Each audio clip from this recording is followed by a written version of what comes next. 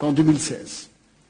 Et il a fallu attendre longtemps avant que ces dépouilles ne soient remises à qui de droit, c'est-à-dire à sa famille, à son peuple, pour enfin entamer un ultime voyage vers sa juste destination, Kinshasa, fière capitale de la République démocratique du Congo. Non, il n'est pas normal qu'en l'an 2000 seulement, près de 40 ans après les terribles événements du 17 janvier 1961, une commission d'enquête parlementaire en Belgique se soit finalement penchée sur les circonstances précises dans lesquelles Patrice Emery Lumumba a été assassiné et sur l'éventuelle implication morale de militaires, fonctionnaires, politiciens belges dans cette histoire. Ces dernières semaines, nous nous sommes entretenus avec le président de cette commission parlementaire et j'ai lu personnellement les conclusions de cette enquête. Pour le transfert de Patrice Emery Lumumba au Katanga, les autorités congolaises de l'époque ont reçu de l'aide de diplomates, de fonctionnaires et de militaires belges. La commission d'enquête parlementaire a donc conclu que le gouvernement belge faisait manifestement peu de cas de l'intégrité physique de Patrice Lumumba et qu'après son assassinat, ce même gouvernement a délibérément répandu des mensonges sur les circonstances de son décès.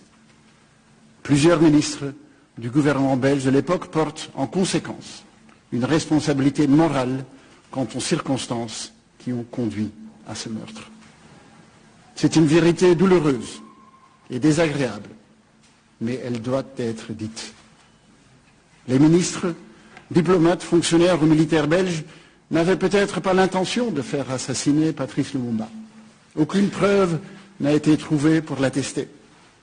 Mais ils auraient dû percevoir que son transfert au Katanga mettrait sa vie en péril. Ils auraient dû prévenir. Ils auraient dû refuser toute aide pour le transfert de Patrice Lumumba vers le lieu. En ce moment précis où notre pays fait face à une nouvelle agression rwandaise avec son lot d'atrocités. Les enfants ont encore perdu la vie. Les écoles sont encore bombardées. Les femmes contraintes à quitter leur milieu naturel. Depuis plus de 25 ans, la normale est devenue normale. Notre détermination à y mettre fin autour de notre président de la République, chef de l'État, et de nos forces armées est à nouveau renforcée ce jour. Nous pleurions ta disparition sans avoir fait d'oraison funèbre. Père, comment es-tu mort? On ne sait pas. Quand es-tu mort? On ne sait pas. Où as-tu été assassiné? On ne sait pas non plus. Qui t'ont assassiné et pourquoi? On cherche encore.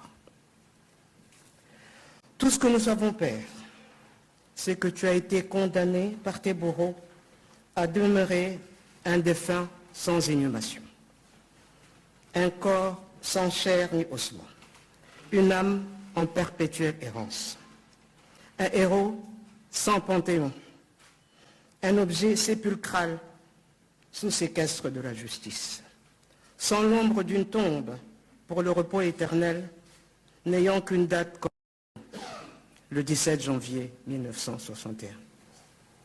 Il y a 2 ans, le 30 juin 2020, nous avions écrit à Sa Majesté le roi Philippe de Belgique. Nous lui avons dit que notre responsabilité d'enfant, notre devoir de descendant, devenu maintenant aussi père et mère, c'était de rendre hommage à notre père, à notre géniteur, en lui offrant une sépulture digne du sang qu'il nous a légué. Ce précieux sang qui circule dans nos veines, la réponse du roi, c'est la cérémonie solennelle de ce jour.